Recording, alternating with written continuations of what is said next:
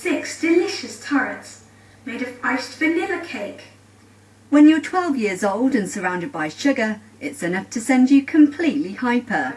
But young author Ellie Hitchcock-Wyatt has learnt to stay focused because she makes all her characters' heads out of these donuts and sweets.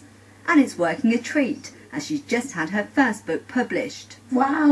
Wow, I've never had people asking for my signature before. It's completely out of this world and I never ever thought it would happen in a billion years. She may be the brains behind the book, but creativity definitely runs in the family. Her parents, Jacqueline and Clive, run a greetings card business in Norwich.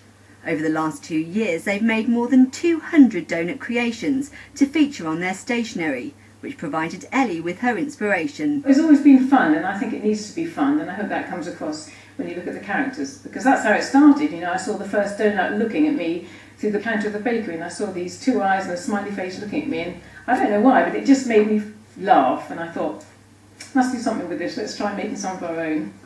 So it was only a matter of time before Princess Chloe and the Sugar Bun Faries came along. The story is set here in Sugary Hollow, a land that's full of icing and cakes.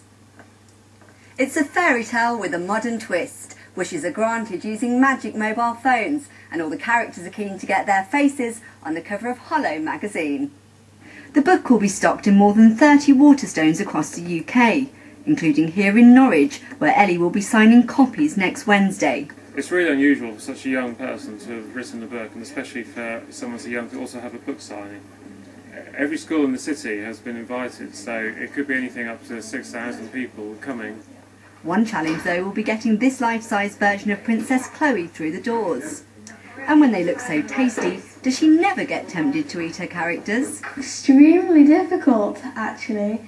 Being surrounded by all these lovely sweets and everything, it's hard not to be tempted. And for example, my brother just found it too difficult one time. We found a chocolate mobile phone with bite marks on it, so we had to kind of cover those over on the computer. So exciting times for the twins, who now plan to write a series of at least 24 books. But for now, it's back to the grindstone, and of course savouring the moment. Laura Burns, Anglia News, Norwich.